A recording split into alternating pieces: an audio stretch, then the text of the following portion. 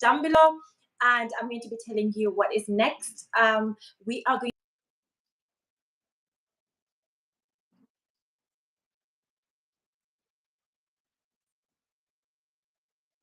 UK, and to help us, with all the info and get all the details is a very lovely guest and dear friend of mine, Serah Muindi. Let's all welcome Serah Muindi. Welcome to my channel, and thank you so much for accepting my invitation.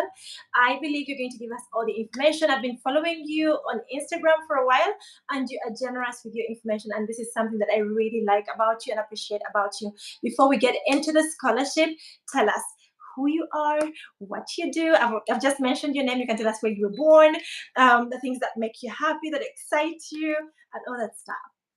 Thank you so much, Hilda. I'm excited to be doing this live with you and to just talk to your audience, particularly about the Chevening Scholarship and everything that it entails. Aside from my name being Serah Muindi, I am a Kenyan, so I'm right next door to you. And, hi, neighbor. Hello. And I like what makes and gives me joy is transformation. Seeing people changing makes me extremely That's where we happy. connect. That's Yes. the connection I felt with you. Yeah. Yes, exactly. So that makes me super happy. I'm a current international student at Loughborough University in the United Kingdom. I'm Say doing that a again. master's. When I saw the name of the university, I was like, is that Labro? How do they say it? Loughborough. Loughborough. Yes, We got it. Loughborough. Yes, so I'm at Loughborough, but this is not how it's pronounced. It's not how it's written. It's written A completely different way. different. Yes, I'm doing a master's in business psychology. I'm also a leader. I'm the leader of the Kenyan cohort for this year for Chevening. Good job. Yes, I've been a psychologist for about 12 years now, and seeing one-on-one clients for a good majority of that time. I'm also a founder. I run 3 businesses. And lastly, I have 2 jobs here in the United Kingdom. Yes. So that's a little bit about we love me. a girl boss. Okay, do you want Yes. to share your details? As you guys might see, we are going live together. So that means that the video is live on both our channels. Call me Hilda Glosh and Serah Muindi. Take a minute, subscribe to both channels. Yes. Leave a like, comment, Yes. invite a friend. I'd love to save this video so that people are able to come back and refer to it. This is the first time that I'm going live, so I hope that is possible. Let's dive right into our questions. I'm going to leave Serah's details, LinkedIn, Instagram, everything down in the description box below in case you guys want to contact her about the things she's talked about, her services. If you want services in the psychology bit of life, she's gonna search you out. Okay. Also, she's very interactive on social media and she's very friendly. Okay, our first question, Serah, you've introduced yourself, who you are, what you do, where you come from. Now, Yes. how did you know about this scholarship? First of all, am I pronouncing it right? Is it Chevening or Chevening? Okay, it's Chevening. That's how. Chevening. Yes, that's how Chevening. people Thank you for the pronounce correction. it. Chevening. Yes. Okay. Yes. Thank you. Yeah. So, how did you hear about this? Is it something very popular in Kenya? It's. I would say it's a little bit popular in Kenya because the country, like last year, had about 4,000 Kenyans applying. However, how I got to know about it was from a friend of mine whom I was providing counseling services to the community that they serve. And so this friend of mine, his name is Kimani. Kimani runs a company called Tumaini. Kimani and I are an alumni of Mandela Washington Fellowship, which is a 6-week US program. And so after that fellowship, he got yes, we got into the Mandela Washington Fellowship together at the same year. No, I got in the year after him. He's the one who told me about it as well. So he told me after he got Chevening, he was like, Sarah, you should apply for this thing. Next year, I want you to apply. So I was still a bit, like, I'm not sure I'm ready. It's a whole year away from my family. I'm not sure I want to go. But that's how I got to know about the scholarship.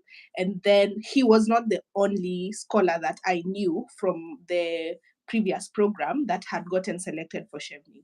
So I realized a couple of other people who had gone through the program in the US had also been selected for Chevening. So I was like, okay, I think this thing here, there's some potential for me to get selected. So that's how I knew Right. about it.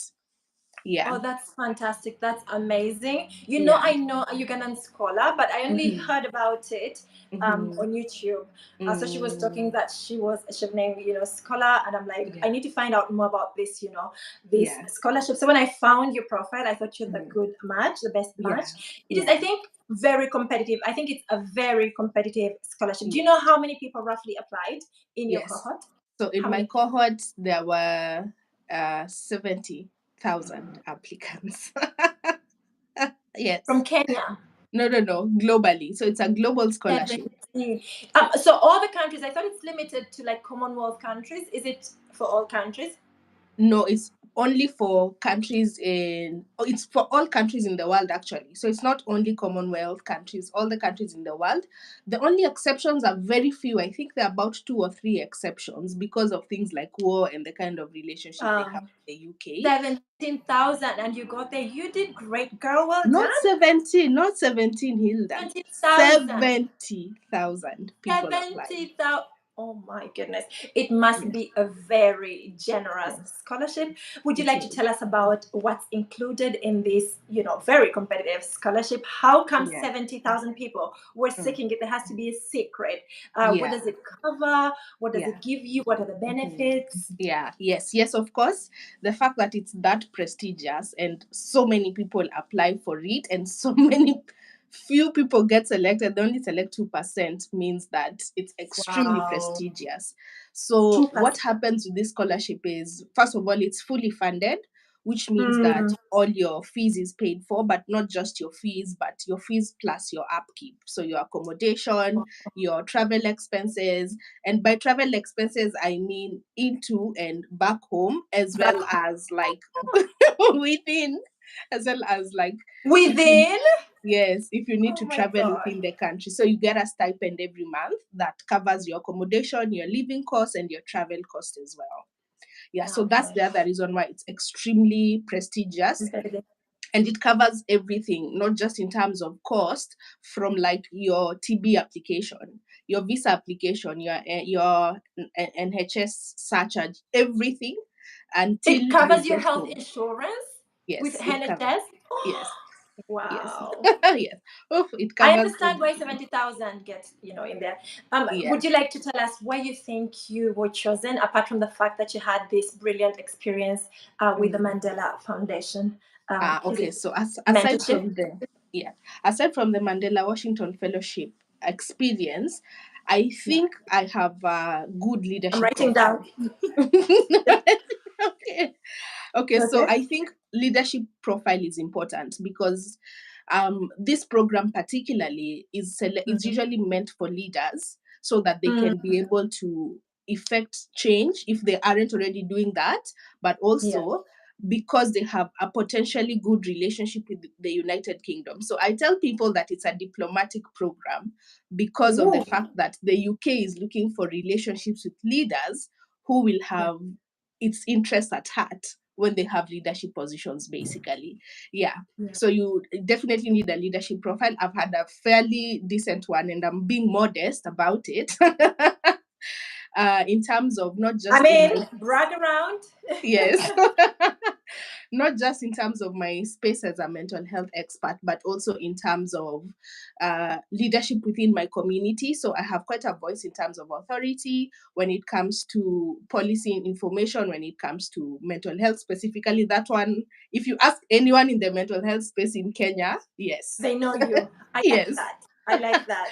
Yeah, so there's leadership. It's one of the important ones. Number two is experience, having lived with and worked with people from uh, countries that are different from yours or who have opinions that are different from yours, because you need Yeah. to have good networking experience and networking skills. And you need to be able to understand and manage dissent, people who have a differing opinion from yours. Yes. And so that's also quite critical. And when you're writing your essays, it's important.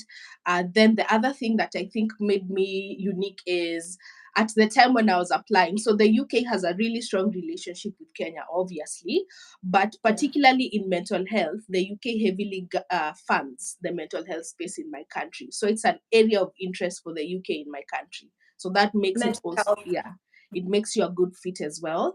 I think Okay. the other thing I'd say is that made me unique is how I wrote my application. That was very important because you can do really well and have an extremely good profile, but if you're not Yeah. able to communicate it well in how you apply, then you don't get selected. So you have to know how to choose the right experiences to reflect what this application is asking for. Yeah, so I Wow. think those are some of the key things that made me stand out, and I lots of prayer, lots and Very lots. important. Yes, and I think also just good timing because I was applying at the right time for my own career growth. And so when I was applying for Chevening, I was applying when I was ready to, I was like, I've now made up my mind. I want to do this master's now. And it's clear how this master's is going to help improve the work that I'm doing in my country. So those are some of the things I think made me That, stand out, and articulating those things clearly in the application and also in the interview. Yeah. okay. Yeah. That's brilliant. Thank you so much. Now that you've mentioned that it was very important how you made your application, I Yeah. would like to use this opportunity to invite you to please mentor, like in one session, Yeah. the cohort for study in Italy. Please come and help me mentor my candidates Yeah. about this particular point because it is one of the reasons why most of them actually struggle or do not qualify. But yes, Yeah. if you can Yeah. say yes, I'll be really glad. Yes. We'll talk Yes. about this later. Thank you Okay. so much.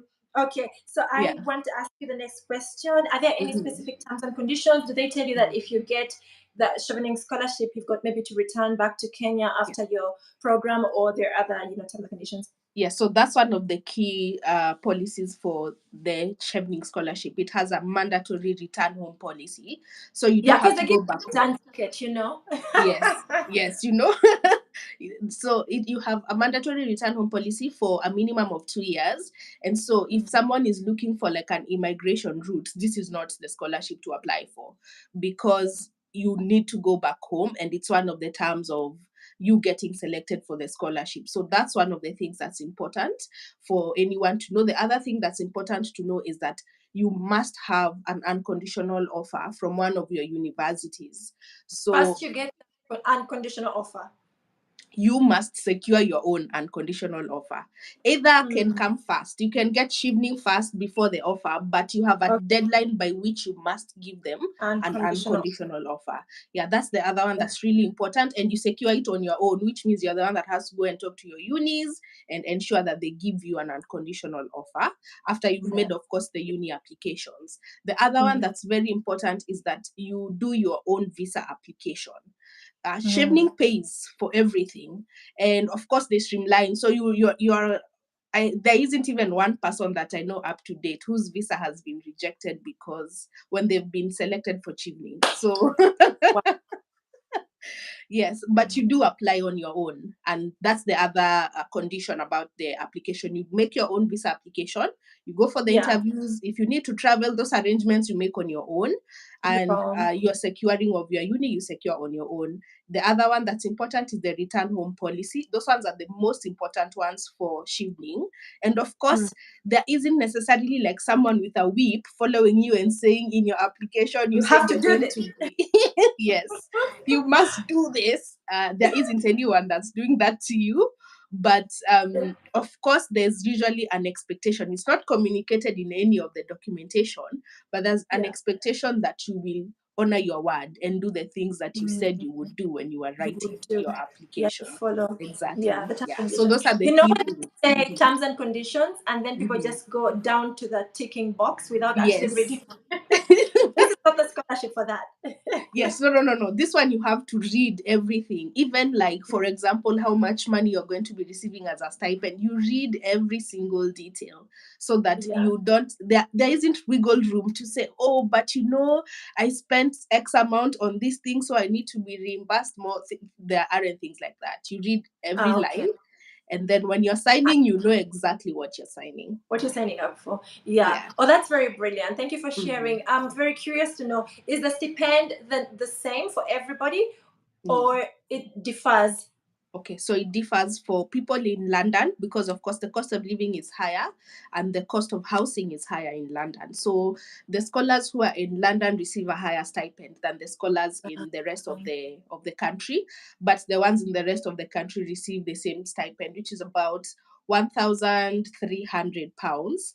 But Pounds. for London is higher. I think it's about £1,700 if I'm not wrong. They'll probably increase it a bit more because our Because cohort had a slightly higher one, so they'll inflate it a bit higher next year as well because of course cost of living is increasing. yeah, Yeah, also inflation. That's very yeah, clear. Thank you so yeah, much.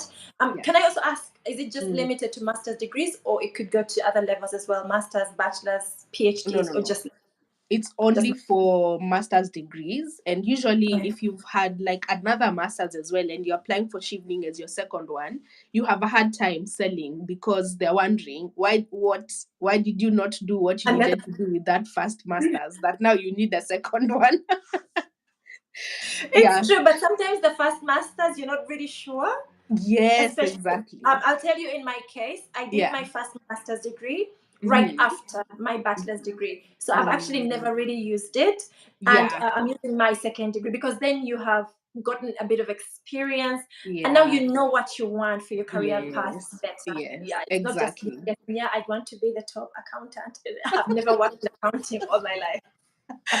Okay, let's go to the Yeah. next question. Yeah. You've talked about the benefits. Who can apply? Is there like an age limit, or Mhm. is there, like you said, some countries that, of course, that are facing war and all of that? You said it's global, but I would like to Mm. know who can apply. Is there an age limit? Is there Mm. some limitations? Okay. No, then there is a limitation in terms of work experience. So you do need to have at least 2 years of work experience. But in terms of age, you can apply from any age on the spectrum. Of course, if you're younger, you need to show, like, for example, if you're 18, 19, you may not be eligible because where did you get 2 years of experience? Yes. Yeah, but maybe if you're like 20, 21, you might have some 2 years of experience in internship, volunteering experience and things like that. And there's no cap. So anyone can apply from anywhere in the world as long as they have those 2 years of experience. And that's the only, usually you will they when you're doing the application, they calculate. So you write each work experience and then they tally. If it's not coming to like the specific duration of time for 2 years of work experience, your application is not progressed. Okay, Yeah. does the work experience need to be in the specific field where you're going to apply? For example, I know somebody who tried to apply in public health, and I think the requirement was like they should have worked in that sector, because sometimes you want to do something but then you've not worked there, or you are qualified to do something and then you work in something completely different. Does that really matter? No, it It doesn't. doesn't matter. All that matters is that you have the 2 years work experience. So you What? have an understanding of the workplace. Also, just putting at the back of your mind, Hilda, that it's a leadership, it's a diplomatic program. So it's meant to like select people who have experience and impact already. Yes, Yeah. So it you're right. doesn't need to be like you don't have to say that you've worked in public health, so you're applying for a master's in public health. No. As long as it's work experience. Work experience. Okay. Yeah. Thank you. Let's go to the next question. This Mm. is a very interesting one, and it might be a bit longer, but it's okay. We have the time. How was the application process? Oh my goodness. I think I wrote like I An wrote down essay about it. words. It was rigorous, very rigorous. It was anxiety inducing. I know I'm not starting with all of the things people normally are expecting to hear. And it was very humbling because the application, I started in August writing my application. I submitted my application in November. It is possible. I respect that. Yeah. Yes, yes. And Mm-hmm. it's also opening up soon. I think in a month the Chevening application is actually opening. So it was very rigorous. Yeah. First of all was just there are some bits that are standard, like your biodata information, passport number, work experience. Those ones are standard because I've already done that. What was very rigorous was the essays themselves, because those essays will get you an interview. And you can imagine 70,000 other people have applied for this thing. So your how you write and what you say has to get you in. If it doesn't get you in, that's it. Yeah, so until the next year. So it was very rigorous. I wrote my first drafts. I applied using my fourth drafts. So I wrote my first drafts and I shared them with two of my friends who are scholars at the time. And one of them, when they read through my first drafts, were like, "Oh my goodness, Serah, the English in this is so impressive, but you're saying absolutely nothing." Nothing. You know? Yes.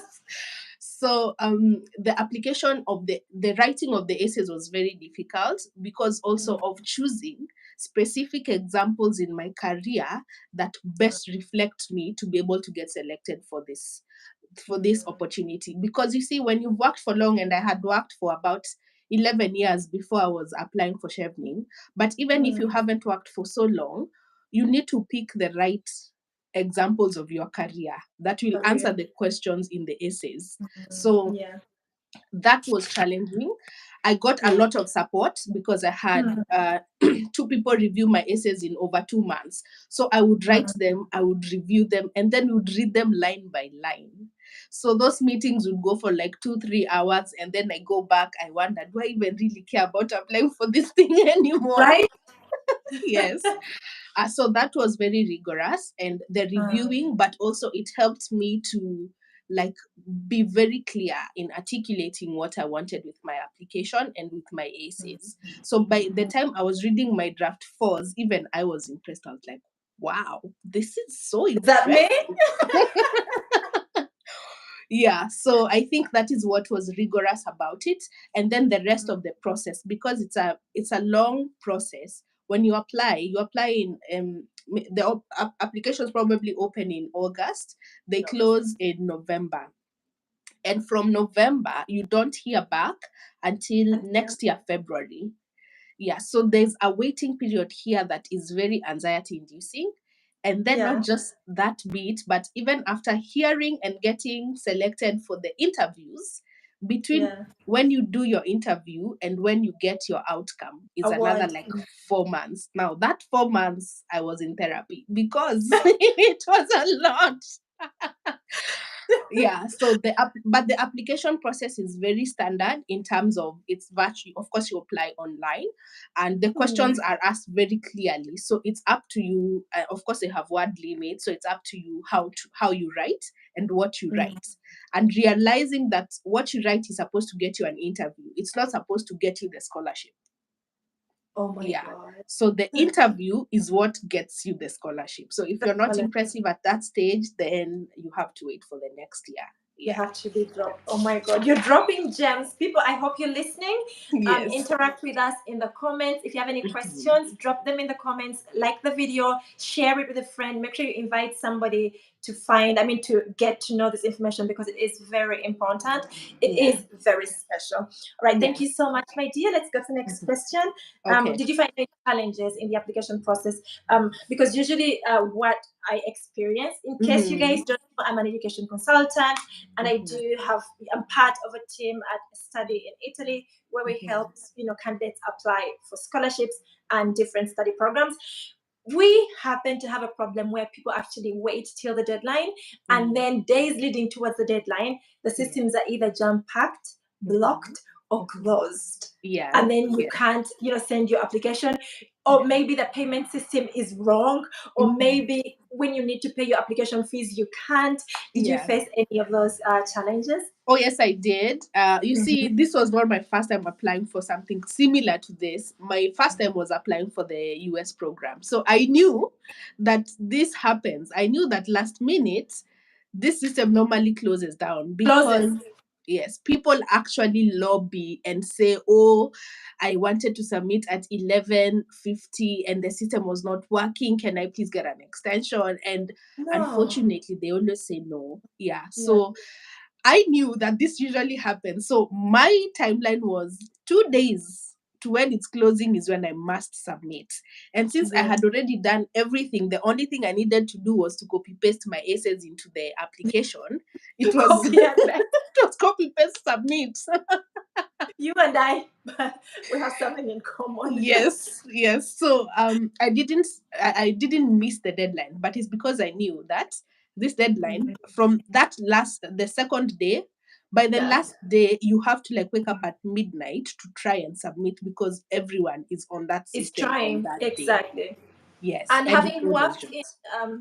yeah, sorry to cut you Yeah, short. Having it's worked in okay. admissions, I know that that is usually put there. That is done actually sometimes intentionally. The Yeah. IT team does it intentionally because they do expect a certain number of applicants, and Mhm. they know that um, usually, let's say the majority come in, let's say 5 days to the Yeah, deadline. Some yeah, even like 2 hours to the deadline. So the yeah. system acts as if it is still there, but then your applications are just going to Mm. stay in some cloud. They're not actually going to be accepted. You will try sending and it will be loading for hours, and then on the minute they're like, sorry, timeout, and then it turns red. So I'd like to encourage you guys, if you are applying, 7 days. I usually tell my candidates 7 days. I've Mm. applied to a university, an admission for one of my candidates, Mhm. and the system got blocked while I was loading. I don't know, their certificate or something. It's Yeah. because I had been, asking them, please send me your certificate, please send me your Mm. certificate, and it took a bit of time. So I Mm. would like to encourage you guys, do not wait for the last minute. Send your application at least 7 days, and as Serah said, at least 2 days Yeah. before the deadline, because this might happen. If you have any questions, please write them in the chat with Yeah. us. Share this live with a friend, share it on your WhatsApp status, share it on your Facebook, so that people can be able to join in, because it's very important. Right, my dear, Mm. let's go to the next one. Okay. um did you need an English proficiency letter to qualify for this scholarship? I didn't need one, but my uni asked for it. So what I did was I emailed all of my unis. So for Chevening, you have to select 3 unis and you have to secure an unconditional offer from at least one. Wow. So what I did was I emailed all of them and I told them, I've been writing, speaking, listening, and reading Studying. English. Yes. In English for the last my course was in English, my work practice is in English, and so I was like, can I submit a letter that says that I've done this in English? Yeah. So two of the unis accepted. One said no, they completely refused and they asked for the English exam. I was like, wait, this English exam, I have to pay for it. No, thank you. Yes. It's so expensive. It's like more than two. Yes, it is. It's quite expensive. Yeah. And so I said, Yes. no, I'm not going to pay for this. So I wrote to my uni, Loughborough Uni, same email, and I said, I've spoken, written this thing. I've worked in English for the last over 15 years of my life, and I'm willing to provide a letter from my employer, and I'm willing to provide a letter from my uni that says University. that yes, I've been writing and speaking in English. They said, fine, provide the letter from my employer. And then Hilda, this is the funny thing, I was the employer because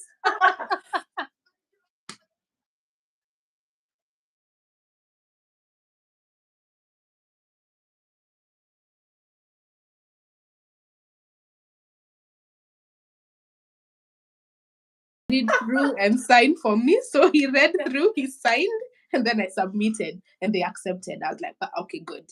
So now I don't have to like worry about the English exam. But I Yeah. do know in terms of practice tips from my friend who had told me about Chevening that you need to practice because when the centers where they usually give the English exam, they have the old keyboards. They don't have like the new keyboards. So they have the very old keyboards that are thick. So you might be very good at typing on your laptop, but when But your yeah, you your have to typing speed might be lower because you're used to a laptop and not that old keep. keyboard. So when you're practicing, you Mm. can buy one, borrow one, plug it into your laptop and practice with it. So that because one of the things they test for with the English exam is your speed, so that your speed and your typos, your typing errors. And so having that experience helps you to like do well when you're doing the English exam. Also because you pay for it and if you don't meet the scoring, you have to do it again. Again, and it's Yeah. expensive. I told you, it's like Yeah. $300. It's like Yes. 1.3 million Ugandan shillings. That is, Yeah. I'd say $400. It's quite Yeah. expensive. It is. And the American one is $250, the TOEFL, but still they want Yeah. the IELTS one, the the UK Yeah, one. exactly. That's very insightful. Thank you so much You're for sharing that. It has been noted. I hope that my candidates that are watching, you get it. And if you guys have any questions, please yes. type them. We're going to answer them after we've finished the scheduled, questions. Serah, I'm going to ask you to please kindly answer the questions that are coming in the comments so that we can have, as more interactive, as engaging as possible. Okay. How was your transition like living in the UK? Because you had you lived abroad before, apart from going for 6 weeks for the Mandela No. fellowship? Never. So how was the No. transition like? I know that the weather is a bit bad in the UK. It's rainy and cold. I can see your face. It is summer and you're wearing a turtleneck. So that explains everything. Does that mean you guys are under 20 degrees today? Or even 15 degrees? And that is your July? We are at 14 degrees today. Oh my God, come to Italy. Come and visit me. I know. It is blazing hot. If I can tell you right now, it is 38 degrees, which is a bit too hot, but it can be really nice and warm. Yeah. Yeah. Oh, yes. The weather was a big transition for me. I remember I got sick, Hilda. I got here in September. Let me tell you a story. There's a story in September when I arrived. So I arrived 2 weeks before I could move into my uni accommodation. And where I went to stay was an Airbnb. It was around 11 degrees at the time. And I told my Airbnb host that I was freezing and that I needed to switch on the heater. And she said no. She was actually in a sleeveless top. And I remember being so traumatized and upset. There's that thing, it's called colpa d'aria in Italian. The English word is, when you transition from one weather conditions or like one type of weather to another, you usually get that body shock, which makes you a bit sick. And I think you have to sat a little bit in the ACs and all that, and your body was now just realizing that this is like a bit of the new normal, so it was probably adjusting. So she was in that vest while you were freezing. Yes, I was in a jacket. You know the winter coats? That's what I was wearing in the house. In September, I know it is cold in the UK in September. She said no, and I remember I had to move out of her Airbnb and go somewhere else for like a day, and that place had heating. And I was like, this is the difference. Why am I not freezing in this house? And there I was freezing. Yeah. So the weather was a big adjustment for me. When it got to 6 degrees, I hadn't known about wearing the layers of clothes. So I was in my normal clothes. It was 6 degrees and I immediately fell sick because of the cold. I have a lot of aversity to cold weather. So actually, that the initial year last year when I was moving to the UK, earlier that year I had a surgery because of getting tonsillitis so much.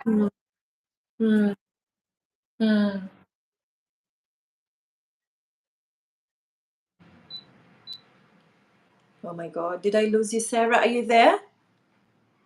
Holy Spirit, what's this? Serah, are you there? Can you, in the comments, can you tell me if you can still hear Serah? Because I don't think I can hear her. Serah, are you there, my dear? My God, what should I do?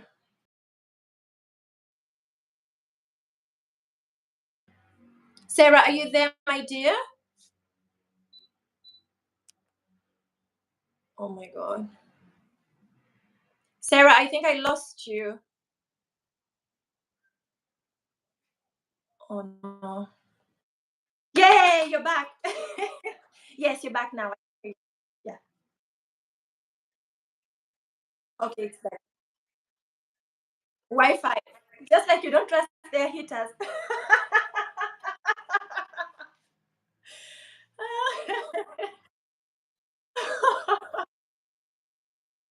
Was very scary. Yeah. I didn't adjust well. It took me some time to research and find out how to wear layers that I could then be as warm as was literally possible. And of course, I figured it out after lots of research, finding out which layers to wear, where to buy them, how to Do you layer know what? up. I'm going to do a video about that. Let me write it down. Yes, you should, because how long it took me to know that, I could have saved myself being sick. Yeah. So that one was a big adjustment for me, the weather. Then the isolation. You see, because when I came here, I didn't know anyone except one person who was in the university that I had met in the uni's meet and greet event.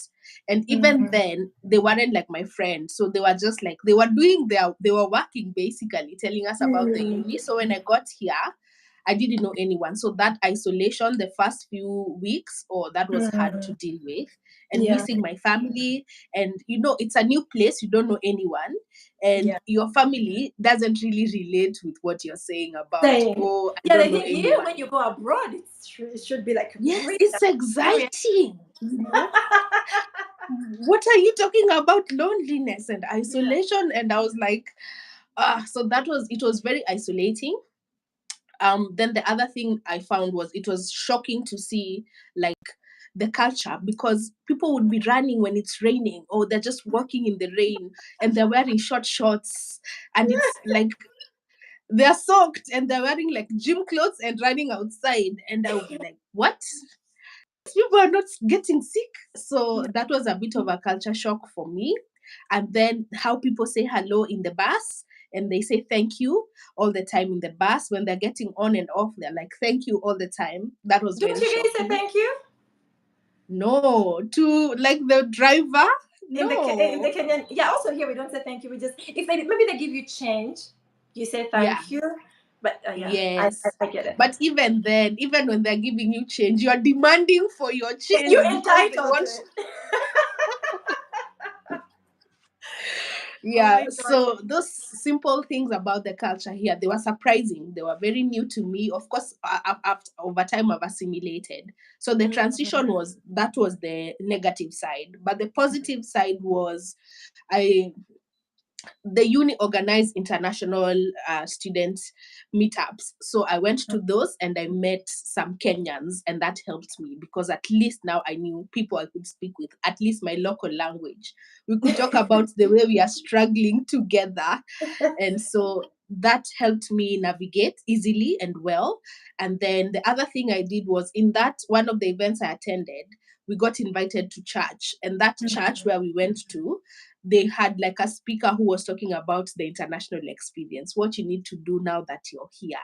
So, and I'm a good student, Hilda. So I was there taking notes. He was like, you should start volunteering, you should revamp your CV and whatnot. The next day I was on it like no one's business. So that social support, it Yeah. addressed that feeling of isolation. And that person actually gave me my first volunteer job in the UK, which I Nice. added to my CV, Stevie, which helped me immediately. get my first job immediately. I was like, I'm not Good sleeping here. job. I'm very Good awake. job. Yeah. Yes. Yeah. So that helped me to like get my UK experience immediately I got here. Yeah, Yeah. that's really good. Are So you still this doing it? was the positivity. Yes. I still volunteer. I still work with this individual, and even in not just one company, they own three. So I've worked with the three of them. My Wow. first speaking my first speaking engagement in the UK was in this individual's I company saw it. because of. Congratulations. Good job. You're doing Thank you amazing. very You're much. doing amazing, Yeah, Sarah. so that is the positivity. And then the other thing was positive was my classmates. I made friends and we joined a study group. So immediately I got here because I study well with other people, not by myself. So Mm. that helped me because I was able to settle in. And then my classes and my coursework assignments, I had people who we could discuss the material Really. and talk about what we are learning together. So that helped with the transition as well. Yeah. As soon as you find a bit of friends, and then you find your bound. What do we call it? The when you know your what do we call it? Okay, when you know where to go, maybe to buy sugar, when you know where to go to have a Yes. drink, when you know where to go to buy, Yes. pastries and all of Yeah. that. So Yeah. that's Yeah. very interesting, guys. Thank you so much for tuning in. If you have just Mhm. arrived, make sure you share this video with a friend, so that Mm, they can also benefit from this information. Share it on your WhatsApp status, share it on your mm, Facebook, on your yeah. Twitter, whatever Yeah. platforms that you are using, Instagram stories, so that they're able to join in, share the link with somebody. You can share it also on WhatsApp. Give the video a like and please subscribe to our channels. Call me Hilda Glosh and Serah Muindi. We'll be very happy to share more information. If you have any questions, leave them in the chat box, chat with us, and we're going to answer them in about 10 minutes. Okay? Okay, my dear, let's go to the next one. That's a very interesting transition. Do you know, I am very sociable. Yeah. And I usually make friends. So my transition wasn't that difficult, to be honest. Yeah. I immediately met friends, went to anyway, I had been an international student before in Egypt. So I knew the drive. I knew that for me to not be depressed, I had to find fellow international students, ask them where they go to have a drink, ask them where they go to party, ask them where they go after classes, to church and all these things. So immediately I saw a black guy. I'm like, where are you from? He's like, I'm from Ghana. I'm like, do you have an international students association? He said, yes, we have a meeting every Friday. I'm like, where? And I was sorted. Wow. Yeah. So that is a good trick. Those are pro tips. Yes. So if you are an international student or somebody that is about to go and study abroad, make sure that when you see an international student, it's very easy to know an international student. They're black, like you sometimes. You ask them hi nicely, of course, politely, because some are like maybe black Italian, black British. It'd be nice, like, hi, how are you? I'm from Uganda. My name is Hilda. Where are you from? And then keep the conversation from there. As soon as you find an international person, they have got the same needs as you, probably the same aspirations, and probably the same, they're facing the same problem. So it is easier to talk to somebody that can relate as opposed to speaking to somebody that won't understand what you're talking about. And you mentioned that you met someone that speaks your language. That makes you feel home. Yes. It heals you a little bit from the depression, especially that comes after winter or during winter. It does help you a lot. All right, thank you. Let's go back to our questions before we start talking about life. Okay. From home. How is life like for you as an international student in the UK? Okay, so it's been mind and eye opening, especially because of cultural difference. The fact that how people live here is different from how people live in Kenya. Also, I think that gives me an advantage because I have comparison, and it's very unique because it's not everyone that does.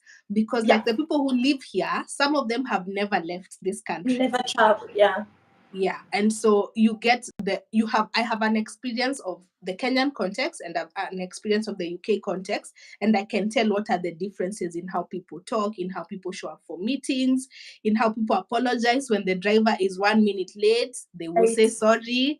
So things like that have opened my How is that mind. in Kenya? When the driver is late in Kenya, what do we do? The driver just shows when up. the driver is late, he's so arrogant. He's like, if you wanted to leave early, you should have gotten the earlier bus. Yes, so it's been very mind and eye opening, even in terms of culture, in terms of time, even in terms of how people communicate, the confidence that they have. That has grown for me in how I articulate myself, and I'm very confident about my thoughts and expressing my opinions now because of this. Yeah, so that has changed for me because of being here. It's been so much fun. I've traveled to so many places. I did an ice skating rink for the first time. I only did one lap, and did the you only fall? lap, no.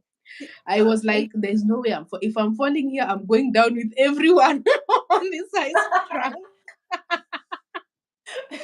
Yeah, on this ice rink. So I've done the ice rink. I've traveled to other countries.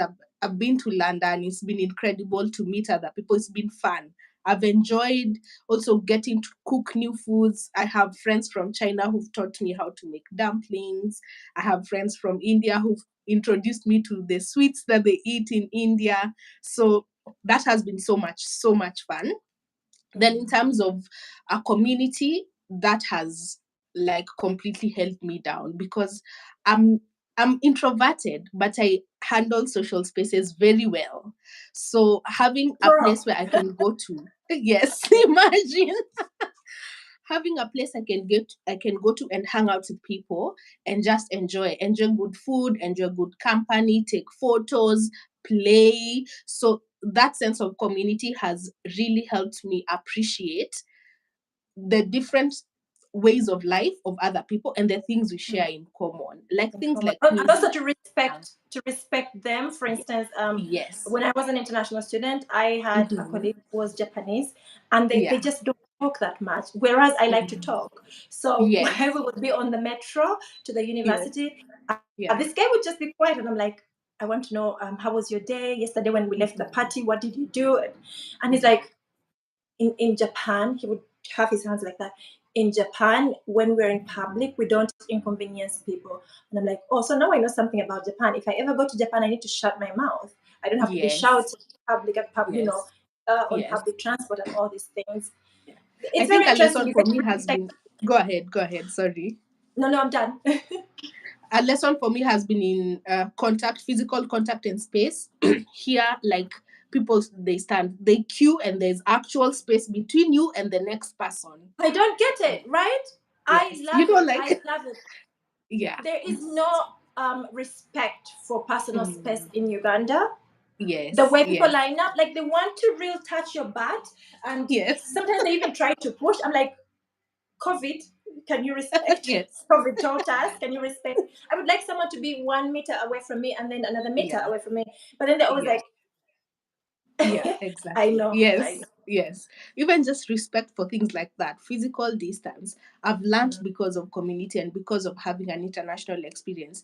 And so that means that when I'm interacting with people from other countries, they will have a good experience interacting with me. Yeah, And with also, you. it's enabled me to teach other people about my country as well, because Yeah.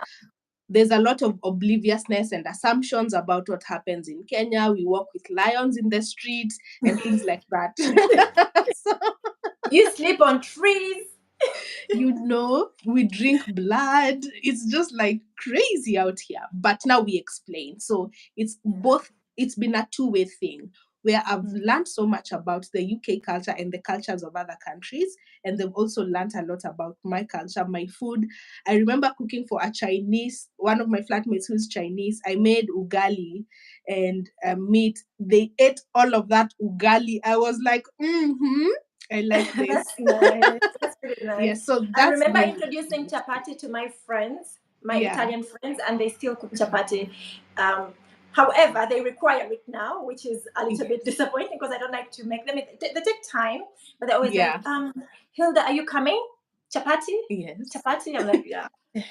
It's really nice Yeah. that you mentioned that you are like an ambassador for your country, so Yeah. you also Yeah. get to export what is brilliant here. I Mm, tell so many people, and I've had so many Italian friends and so many mm, international friends visit Uganda because of yeah. how I share when I'm in Uganda. I show them a real life, like they get to see the Mm, real experience of a Ugandan, waking up in the mm, morning, eating fruits for breakfast as opposed to eating sweets. yes. um, doing the normal things. We do have Yeah. cars, we have buildings, showing them the roads, Mm, that there is no lion walking on the road, showing them that there is an mm, airport and I did not swim from Uganda, yeah. the River Nile, to Egypt and then take the boat. Um, all these things, it is nice that you mentioned that it Yeah. is also a way for you to express yourself and to show or market your country. Guys, if Yeah. you have any questions, please type them. We are Yeah. very happy to answer them. We have one last question. No, before we go there, how can you compare your Mhm. experience there and in the US? Because I know that you went for the Mandela Fellowship in the US. Mm, How can you? I know it was a short period, and I know that yeah. there you are kind of like sheltered. You're taken to the Yeah. university, then these events, and it's a Yeah. little bit difficult because when you're in the UK, you actually have to Mm, find out things on your own, and you have to yeah. explore on your own, find your own Yeah. bearings on your own, and do all Yeah. these things. How would you compare that? Yeah. I think I'd say the US, the people are a lot more aggressive and like in your face compared to here. The UK people are quite calm and quite like reserved, and they'll just be observing you. Um, gun violence. I remember I actually someone walked up on we were at Target shopping in the supermarket outside Target, and someone came out with a gun in the US, and I was like, "There's no way I'm looking to live here or come back here because And they what?" shopped like you go to a supermarket to buy a gun. No, no, no. We went to Target to shop, and then someone came in the parking lot as we were coming out. Someone came out of their car with a gun and was branding it, like waving it at someone else who I think had like backed up to them or something. And I was like, oh my God, this is just too much. I can't deal with this right now. So it was scary. But in terms of like how easily people get aggravated and how aggressive people can be. But also, the other thing I liked about the US is, and they share with here, is the humility in leadership and top management. So they don't have like 15 bodyguards and 5 cars. Things, there isn't that kind of opulence Yeah. in the US for top Also, managers in and top Italy, leaders. I speak to my top manager. I call them by their first name, for instance. I don't Yes, have to say yes. Mr. And all. There's no respect. I could sit at a table and have my legs up if I'm tired, and they will do the same. Yes. The Yeah, so respect is it's very different. different. It's Yeah, it's different. very different. Yeah, so that's something the Also, US and the UK share. Go ahead. okay. I think it's something. Is it the same in Kenya? It's a bit different. In Uganda, it's different. Your boss is like literally wanting to be worshipped, or people are actually Yeah. worshiping. And Mm. the entitlement of a boss, Yeah. they will be doing very Yes. little, and you're doing a lot more. Whereas they're the ones Mm. getting the titles, the recognition, Mm. and the money. And Yeah. but in Italy, actually, your Mhm. employers really work like. Mm. Mm. Yeah. Yeah. Also, They how you really express want. yourself as an employee, Yeah. you're not like, okay, yeah, the hierarchy might be there, but you don't feel it that much because in the meetings you Yeah. get to actually express yourself. Have you Yeah. experienced any racism? No, I haven't experienced racism, but you can sometimes you can see that there is a discomfort because people are not sure how they should approach you or how they should approach an issue with you. And then I think the other thing that I realized is like where I work, we work with children who are like under 16. Some of them are girls, but even physical contact, like touching their hand, is like a no, absolutely no. So it's those, there's a struggle for some people about how to relate with me, and of course there's also a struggle for me about how to relate Yeah, with them. Should I say exactly. this thing as directly, like for example, if I don't like something, I would be like, no, don't say it like that, and don't do it like that. But for them, they'll be like, do you think maybe you could do it this way, or maybe this, if They're I was polite. doing it, I would be doing it this way. So they're very polite in the way they communicate. So I haven't experienced racism, but I've experienced that discomfort. I remember there's a restaurant I walked into.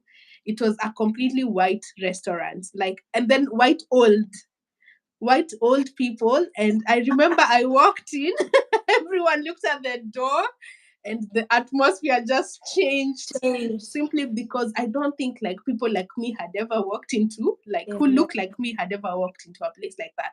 But no one was overt, no one was like, you should get out of here. No, everyone was No, just I know respectful. English people are Yeah, politely impolite. They can be implying yeah. something, but they say it nicely or they handle it nicely. Yes. Oh, you have frozen. I don't think it's me this time around. Guys in the chat, please tell us. Can you hear me? Can you hear Hilda? So that we find out who is frozen. Oh, Hilda has. Oh, I'm she's here. back. Yeah. Okay, you're back. You're My back. Wi-Fi Good. has a problem. We have power Okay. shortage in Uganda, I think Mm. every other day.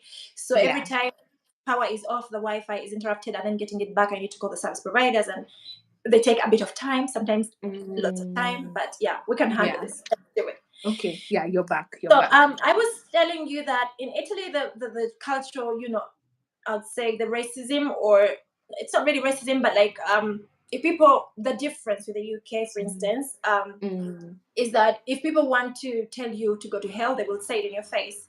They Mm. don't say it Yeah. politely that, oh, go to Yeah. hell. No. They'll be like, ma vaffanculo, or something of the sort. I'm sorry for this language. If you Yeah. speak Italian, you know that is not a very kind word. Okay.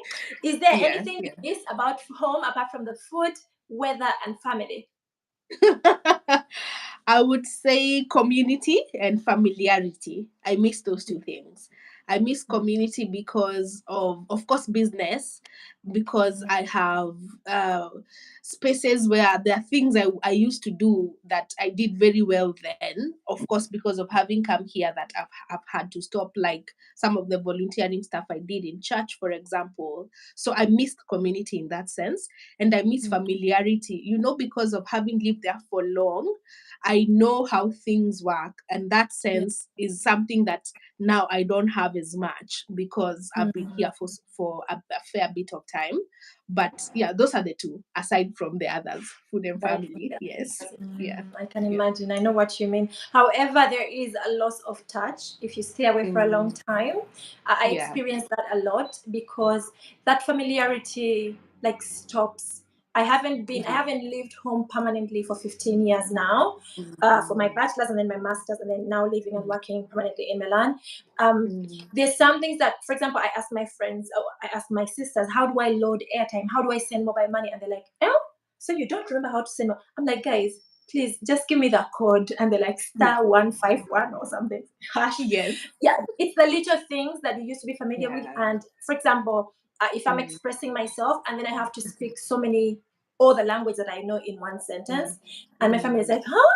We didn't understand what you're saying. So Yeah. the family, unfortunately, it goes away. And then Mm, I really don't want you to lose that. If you can keep yeah. that, like for you to be Yeah. familiar with things. For instance, Yeah. I used to like eating insects. I used to like eating grasshoppers, but now I cringe when I look at them Mm, because there's a certain Italian food that I ate that reminded me of that and got me sick. So mm, I just hope that the familiarity stays there so that you yeah. know that, this is how it feels. This is Kenyan. For Yeah. instance, one thing Yeah. that has remained for me is the water. When I come to water, my Mm, skin clears immediately, my feet become softer, mm. my hands become softer. And when I Yes. taste the water, I know Yeah. that I'm home. So Yeah. that I Oh, know. yeah. Yeah. That's your So usually when I familiarity. yeah, so when people are coming to Italy and they're like, "What should we bring you?" and I'm like, "Bring me like 5 bottles of water." They're like, "Are you mad? Isn't there water in Italy?" I'm like, "It is different. It is very Yes. different." Okay. Yeah. Yeah. Okay. Let's Yeah. handle our last question. Thank you so much. Mm-hmm. Mm-hmm. Do you not question, but like I want you to share. Do you want to share your contact? I will Mm-hmm. leave her contact and every detail in the description box. But since the live Yeah. has been on both channels, I think they will be Yeah. saved there. So if you Yeah. want, I will leave a pinned. But you can say that out your Instagram where people can find you. Yeah, okay, all right. So, luckily, I'm quite active on social media for all of us who are here. So, on Instagram, you can follow me there, DM me. I respond to all of my DMs on Instagram, TikTok. X is the one that I have the hardest time getting on Mm, it, but for all of the others, I'm quite active, very so. So I'm on Facebook, Instagram, TikTok, LinkedIn. That one is also a very good one. If you feel like I want to talk to Sarah in this second, go to LinkedIn and message me. That's the fastest. And then second fastest is Instagram. Third is um, Facebook. Fourth is TikTok. And fifth is X, in that order. So my handle is Serah Muindi or Muindi Serah. So if you search for Muindi Serah, you'll probably see me. And then in case you don't find me using that, just the other way around, Serah them. Muindi, and you should find me on any of the social media platforms. The beauty is on my YouTube channel, I have an email Mm, address for people who want to specifically ask questions about Chevening. And my email is mm, askchevnasera@gmail.com. So if you go mm. to the descriptions of my YouTube videos, you'll see that email address is there. Even on my other social media platforms, you'll probably see it in some comments. You can use it if you want to like message me directly. So that is how to get in touch. Okay, thank you so much for sharing that. Yeah. Definitely, we're having Sarah to mentor our candidates that will be Yeah. applying to the Chevening Scholarship. I'm going to make sure that I tell everybody to apply. They must, all the masters, masters Yes. candidates have got to apply to it because I always encourage people to spread their wings, apply to as many Mm. scholarships as possible. You never know. So now it's time for us to answer some questions. I Yeah. have a question, but it's okay. You're Mm. doing a good job. Thank you. Okay, which scholarship to the UK would you recommend without a return home policy? I think I'd recommend a MasterCard Foundation. It's also quite competitive and a bit hard to get, but it's a Mm, very good one. The other scholarships I'd recommend would be for the actual unis themselves, because some have scholarships. Like our uni has a scholarship called the Great Impact Scholarship. They have another one called Lafbra Africa Development Trust scholarship. So Oxford University, I know, has a specific scholarship for Black people, for Africans. So going to the unis you want to go to, and then searching for the scholarships for those unis specifically. The other one I would recommend would be DAAD. I don't know what it means in full, but I know they also provide fully funded scholarships. Those would be a few that I think would be helpful to consider. Then I don't know if Hilda, you also help people to apply for scholarships. If you do, you Yeah, might yeah, I also know have a for lot a few in more. Erasmus scholarship. There's lots of Yes. government scholarships, regional scholarships, fellowships in Italy, Belgium, all over Europe. If you guys want, you can get in touch with us at info@studyinitaly.org, which I will leave also in the description. As you can see, I'm wearing the logo. Follow us on Instagram at underscore study in Italy. I will leave that down below as well. I want to go straight into the questions so that I don't have to spend so much time, Sarah. Hi, Okay. Hilda. Sarah, I appreciate the knowledge you're impacting, and I thank you so much. Enjoying this informative session. Okay. How do Chevening scholars act as agents of change in their home countries? Basically by translating their knowledge to real life work and practice. Like, for example, I've been doing a course in business psychology, a master's in business psychology, because I want to help employees and employers build their well-being at the workplace. So when I go back to my country, first I train my internal team so that I do a knowledge transfer of everything that I've been learning, which I've been doing for the entire year. But second is I run programs that affect that kind of change that I want to see. So, for example, corporate wellness is something we have introduced where in my organization to transfer this knowledge into effecting the change that we need to see in my country. So it's basically you transfer what you've been learning into practice in your country. That's how you effect change, basically. Yeah. I'd also like to add to that whatever you see, how you see things being done, how you see problems being solved abroad, is also another way for you to, try and copy that and bring that back home. Because as I mentioned, we are ambassadors of our nations. Once we go abroad and you learn a way that works, you bring it back. Because I have a friend that came, I think, to Sweden, no, to Italy for masters, and then Sweden for PhD. And then she is trying to open up a farm here that teaches people about differentiation of rubbish, because in Uganda we just dump rubbish anyhow. We don't differentiate it, which makes it very difficult to recycle. So we dump plastic, food, paper all at once, whereas paper and plastic can be recycled, and then food in developed countries is used as waste, is used to create geothermal energy instead of having to rely on umeme, where the electricity is off all the time. We could tap into that other kind of renewable energy. You know what I mean? So this is a person that has gone and learned and seen something and is trying to impact change, by copying and copy and paste, basically. You don't have to change anything. You just have to make sure that it is you adapt it to to suit your people or to suit your country. Yeah. Okay. Contextualize the solution. Very good. Do you Yes. see the questions? What are the long-term effects on institutional capacity building and governance reform? I don't think we have the capability to answer this. I'm going to research. Honestly, I don't know how to answer this question in this moment. Let's continue. Delight asked, which scholarship would you recommend that get job students in the UK right after graduation? Probably linked to companies or organizations with certificates of sponsorship. Okay, so my go-to tip would be, usually scholarships don't get you jobs. Scholarships get you to study. They pay for your studying and for your education.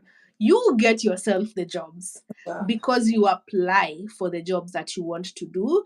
Normally, how do you apply? I have an interesting YouTube video about life in the UK, and that has the links for the jobs and how you can apply for jobs. You can go to online platforms like Student Jobs, Target Jobs, Indeed Flex.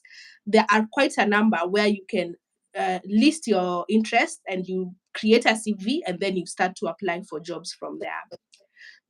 When you're looking for a certificate of sponsorship after you have finished your graduation, what I'd recommend is before you graduate during the year, attend career fairs and ask that question to the organizations that come to showcase their companies in your university, so that you first ask them, do you provide a COS? If you do, how many jobs are you recruiting for and which kind of job, so that you see if you match. If you match, you start your applications very early so that you can get a certificate of sponsorship.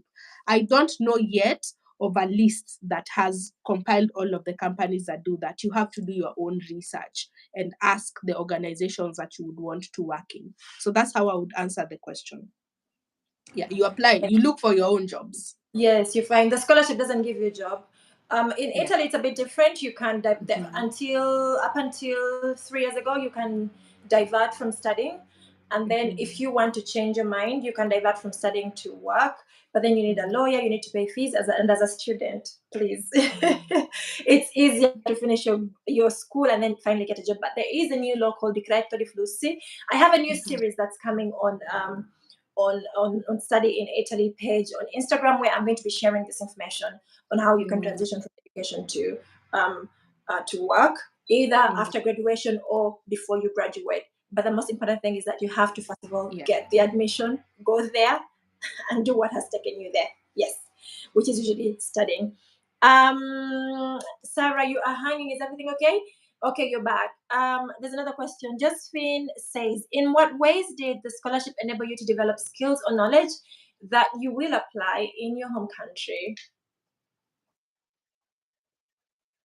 Wow, this feels like a Chevening essay question, but I'm bringing it home. I would say one of the skills that I've developed has been in terms of doing research and doing research properly. And the reason I'm saying that it's a skill that I will be able to apply in my home country is because in the nature of my work, I need to do a lot of evidence-based work. So it means I need to be able to show this theory or this technique is working in this country. It has been researched by this individual and therefore will probably work for our country if we change and tweak this or that. So that's one of the skills that I have gained that has been very important. The second one is time management. Let me tell you, the number of things that I do right now, you have that one I've built overall. And so it means that even when I go back to my home country, I will be able to juggle the different things that I'll be doing once I go back, because there's so much that I want to implement based on the knowledge that I have gained that will then help my business and will also help the people in my country. So that's time management. The third one I would say is in terms of very tangible is use of technology and particularly Excel. So in one of my jobs, there's a way that we log our work when we are working, and that is something that I've already transferred to my companies. So now our employees log their work because I realize this is so effective. Everybody gets to know what everyone else is doing, and we don't need to have 15,000 meetings. Yes, exactly. So that's the other skill that I've gained, but mostly from experience.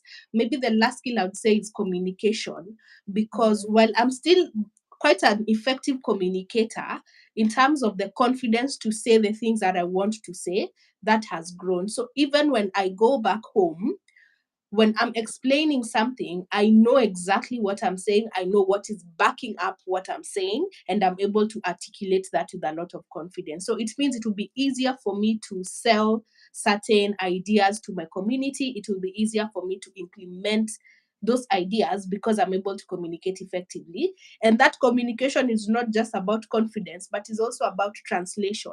So I can easily translate complex information into very simple language. So I can translate backwards, yes, and forward. So I can break down and I can bring together to like a technical level. And I can also simplify it to a very basic level. And that's a very important skill, especially when you're transferring knowledge from a country like the UK to a country like Kenya that are on different spectrums in terms of development.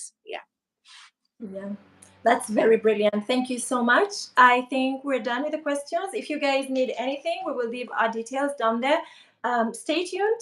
Next week, we have another live with another really interesting person. Somebody says, Hilda, thanks for the space and for hosting. How long did it take you to get the scholarship? Did you have to apply multiple times before getting in? I think she mentioned how long it took her to get the scholarship. Maybe you came late, so I'm going to advise you to watch the live again. I'm going to let her answer the other part of the question because I have another meeting like now. Now, Did I you did have not to apply apply? multiple times. No, I applied once and I got in. Yes, but I know someone who applied 9 times, they got in their 10th time, and I know someone who applied 4 times, 4 times, they got in their 4th time. So, yes, it can That be is very difficult. resilience. That is Yes. resilience. Yeah. Wow, what a story. Yes, Wow. thank you. Thank you. It's been amazing being on this space with you, Hilda.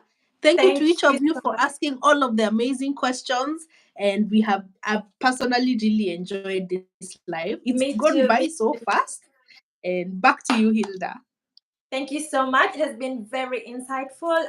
You've given so much information. I've been writing notes, and like I mentioned, go check out her channel, check out her stories. She's always like sharing her life in the UK.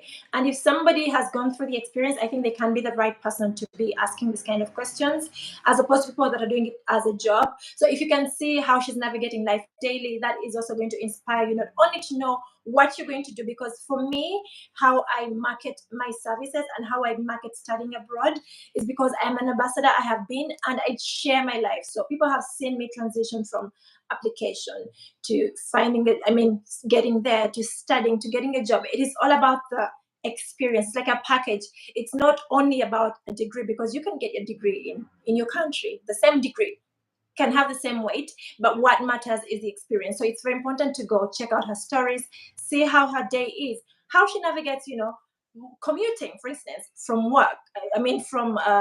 From her place of residence to her workplace to school, the dedication, the zeal to go, even when it's freezing cold in London. All these things will give you an insight on deciding whether do I want to do this? Can I do this? Is this something that I want to do? Not apply if you can't commit to this kind of thing. It also lets you know that you know what, I don't think this is a good study destination for me. I was just going with the crowd, but I think I have to think about it, because also it's very important to decide where you study, as it is a very deciding factor in your life. Okay, that's it. Or somebody said, which universities can I apply to with low admission fees but with scholarships? I'm going to answer this let me write it down. I'm going to answer this on the page, because I will be doing videos, a series, because this is not about Chevening. I would like this video to just be about that. So let me write your question down. Which universities can I apply to Low admission with fees. low admission fees but with scholarships? Okay. Yeah. Now the trouble is I don't know how to finish or end the live. So I see the end, but I don't want to lose this video. So I want to be very careful. Let's tap on this one. How do I share this? No, I don't think the sharing is that one. Let's see. Maybe when I share, let's see. No, it shares a link. What do I do? I don't want to mess it up. There's a video icon. Highlight saved to your channel as unlisted video up to last. What do I do? Do I just end the X? I'm going to click on the X. Your stream will stop immediately, and you and your guest will no longer be live. And